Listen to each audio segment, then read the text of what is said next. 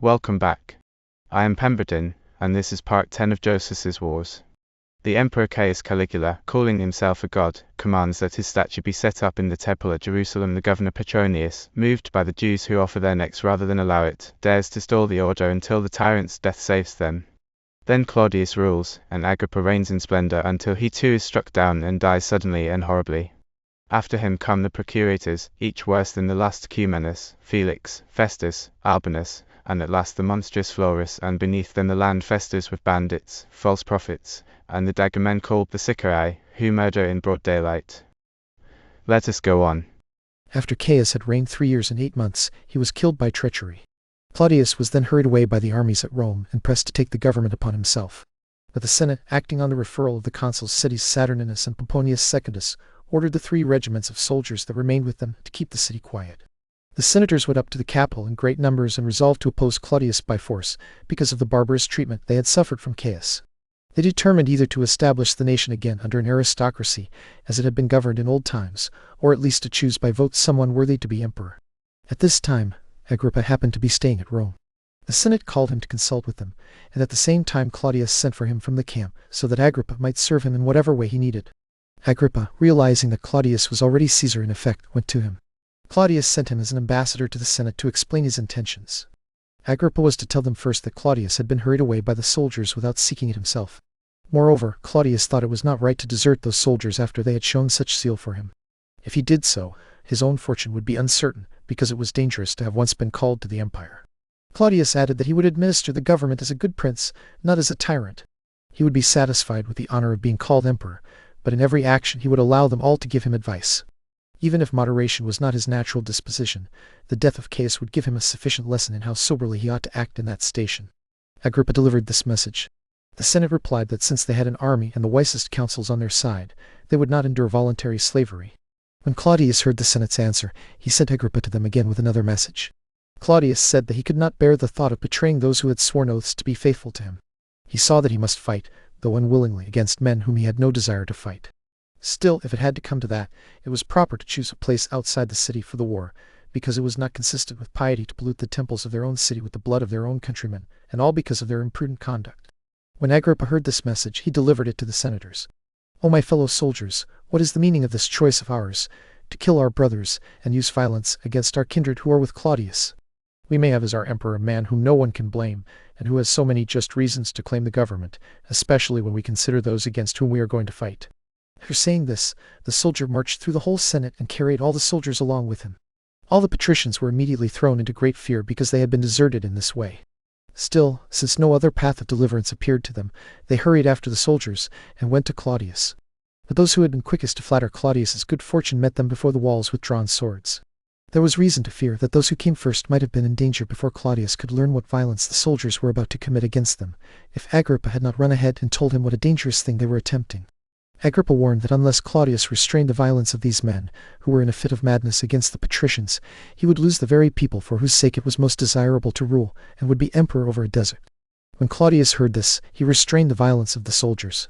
He received the Senate into the camp, treated them courteously, and immediately went out with them to offer the thank offerings to God that were proper upon his first coming to the empire. He also at once bestowed on Agrippa his whole paternal kingdom. To it he added the countries Augustus had given to Herod, namely Trachonitis and Auranitis, and beyond these the kingdom called the kingdom of Lysanias. He declared this gift to the people by a decree, and ordered the magistrates to have the donation engraved on bronze tablets and set up in the Capitol. He also bestowed the kingdom of Chalcis on his brother Herod, who was also his son-in-law because he had married Bernice, Herod's daughter. Riches now flowed to Agrippa because he enjoyed so large a dominion. He did not waste the money he had on small matters. Instead, he began to surround Jerusalem with a wall of such strength that, if it had been completed, it would have made it impossible for the Romans to take the city by siege. But his death at Caesarea, before he had raised the walls to their proper height, prevented this.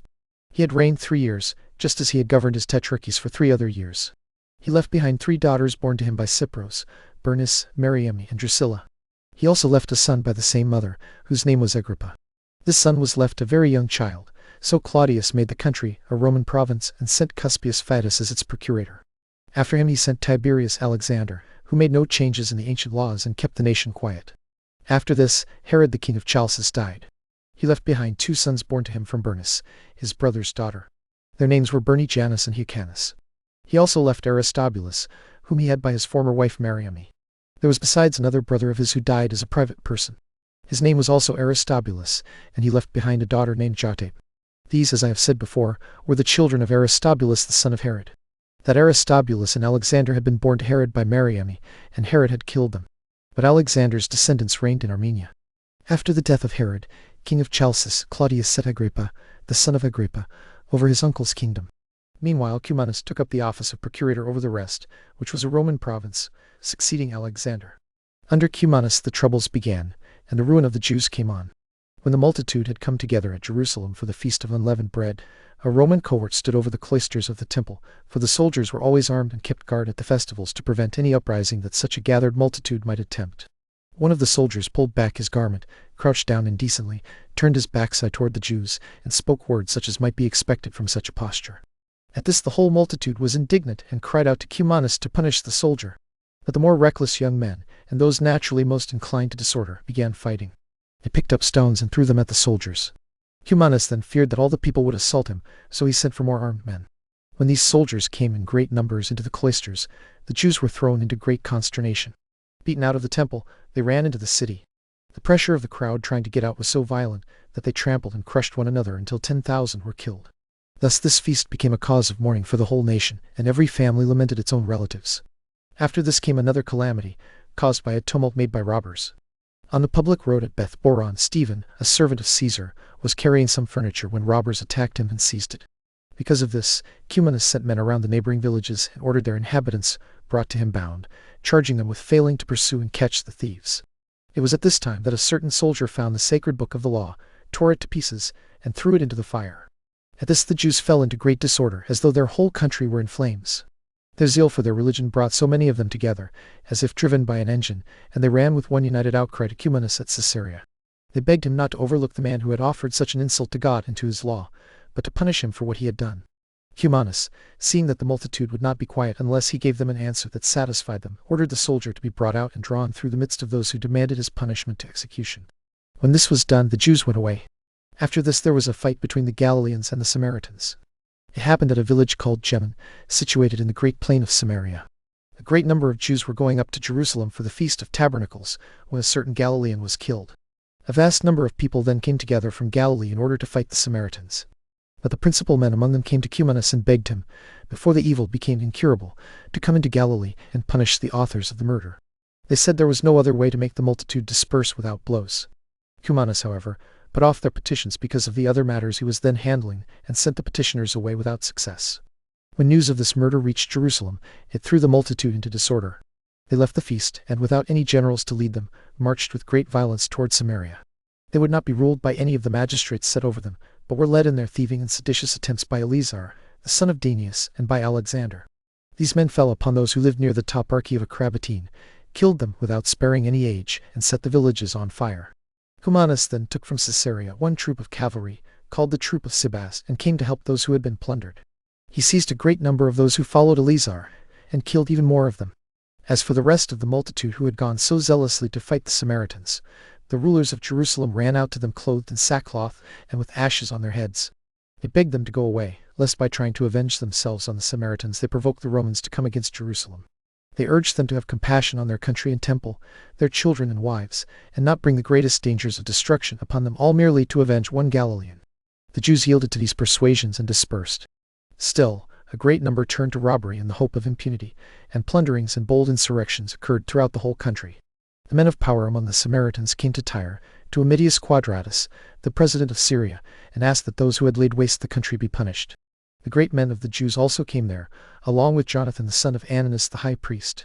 They said the Samaritans had begun the disturbance because of the murder they had committed, and that Cumanus had given occasion to what followed by refusing to punish the original authors of that murder. Quadratus put both parties off for the time being and told them that when he came to those places, he would make a careful inquiry into every circumstance. After this he went to Caesarea and crucified all those whom Cumanus had taken alive. From there he came to the city of Lydda, heard the affair of the Samaritans, and sent for 18 of the Jews whom he had learned had been involved in that fight. He beheaded them. But he sent 2 others of the most powerful men among them, together with Jonathan and Ananias the high priests, Artanus the son of this Ananias, and certain other eminent Jews to Caesar. He did the same with the most distinguished of the Samaritans. He also ordered Cumanus the procurator, and Celer, the tribune to sail to Rome so they could give Caesar an account of what had been done. When Quadratus had finished these matters, he went up from Lydda to Jerusalem. Finding the multitude celebrating the feast of unleavened bread without any tumult, he returned to Antioch. At Rome, Caesar heard what Cumanus and the Samaritans had to say.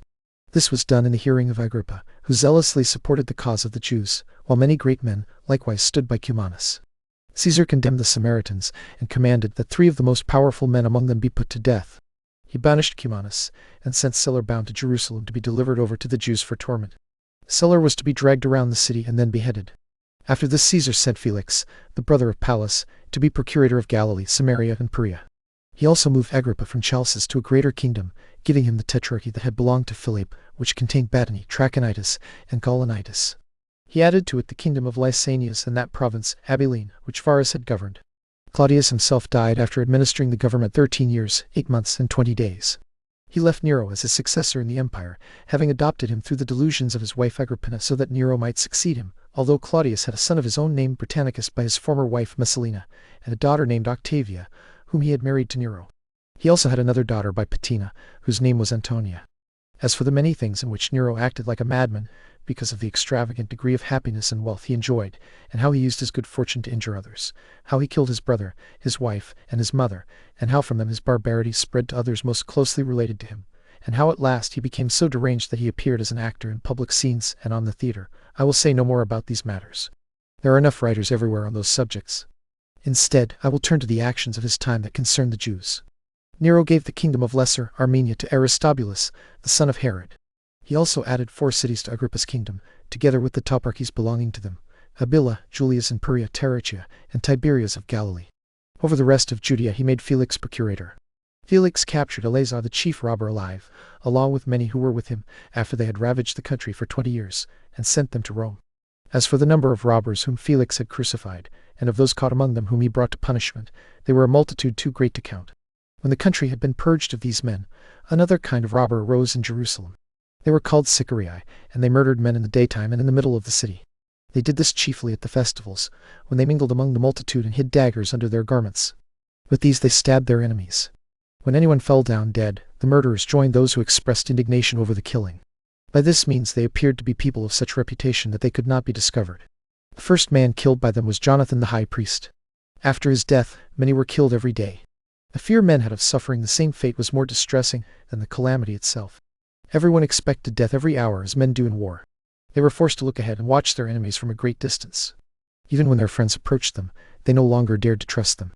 Yet in the midst of their suspicions and all their guarding of themselves, they were still killed. Such was the speed of those who plotted against them, and so cunning was their scheme. There was also another body of wicked men gathered together. They were not so impure in their actions, but were more wicked in their intentions, and they laid waste the happy condition of the city no less than the murderers did. These were men who deceived and deluded the people under the pretense of divine inspiration, while actually seeking innovations and changes in the government.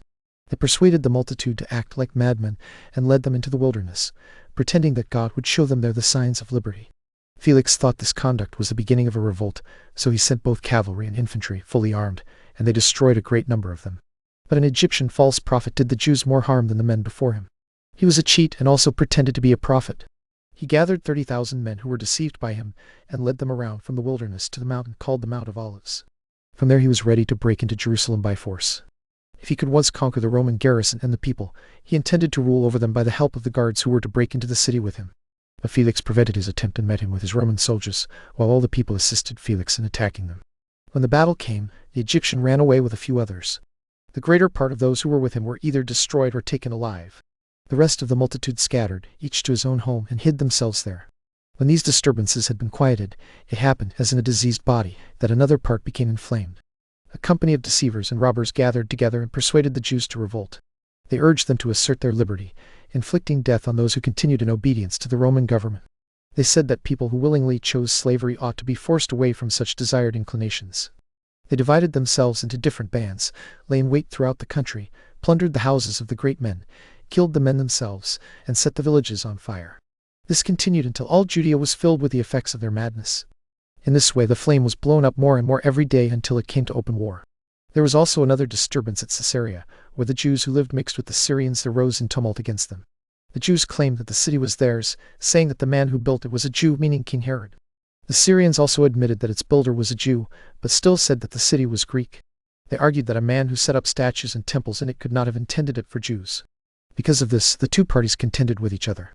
Their quarrel increased so much that it finally came to arms, and the bolder sort on each side marched out to fight.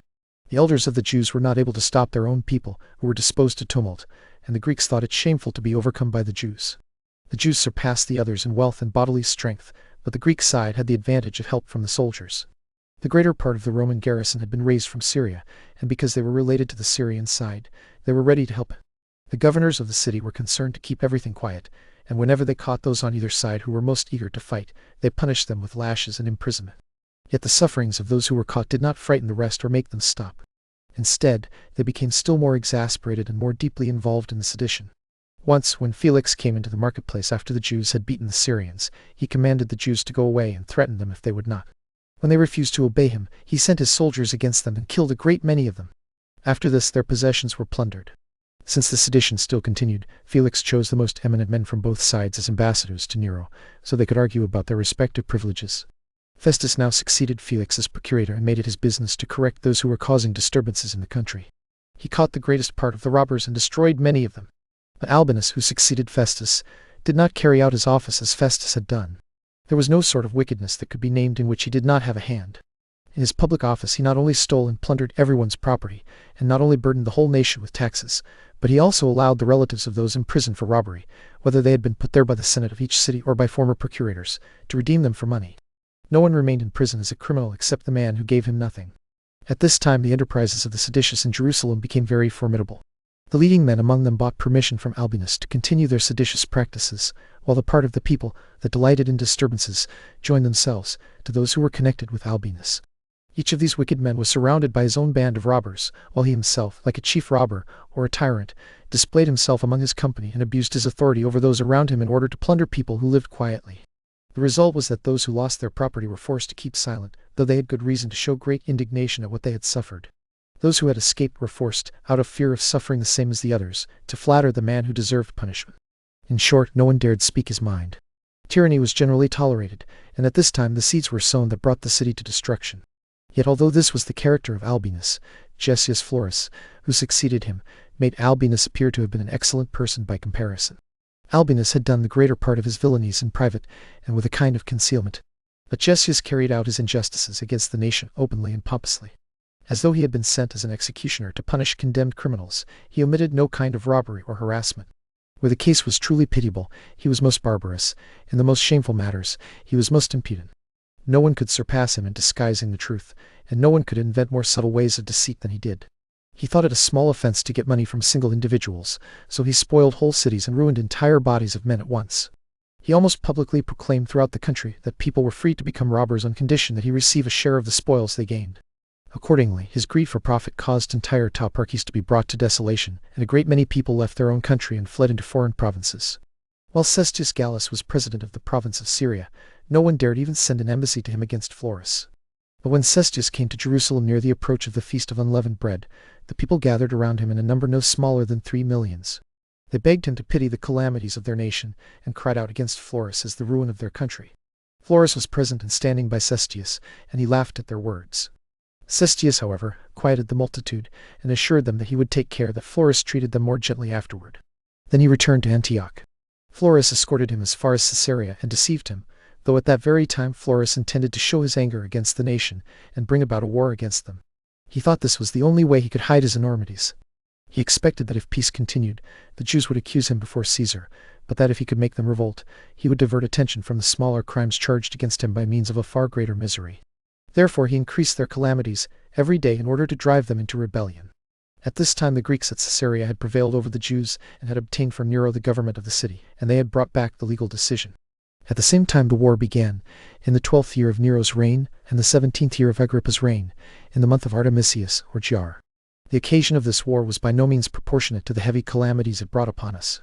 The Jews who lived at Caesarea had a synagogue near a place owned by a certain Greek of Caesarea. The Jews had often tried to buy the place, and had offered many times its value as the price. But the owner disregarded their offers and instead built other structures on the place to insult them. He made them workshops and left the Jews only a narrow passage, very troublesome to go through, to reach their synagogue.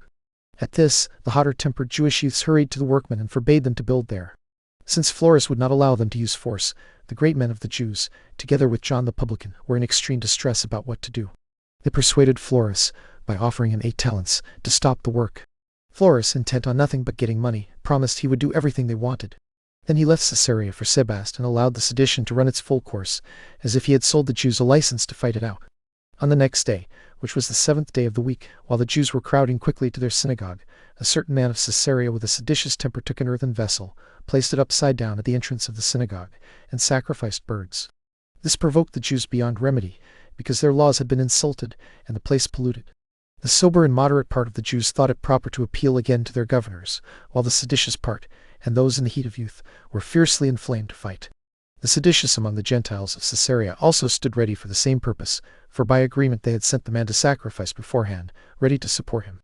So the matter soon came to blows. Jucundus, the master of the horse who had been ordered to prevent the fight, came there, took away the earthen vessel, and tried to stop the sedition. But when he was overcome by the violence of the people of Caesarea, the Jews took up their books of the law, and withdrew to Narbada, a place belonging to them, 60 furlongs from Caesarea. John and 12 of the principal men with him went to Florus at Sebaste, made a sorrowful complaint about their situation, and begged him to help them. With all proper decency, they reminded him of the 8 talents they had given him. But Florus had the men seized and imprisoned, accusing them of carrying the books of the law out of Caesarea. The citizens of Jerusalem took this matter very badly, but they restrained their anger.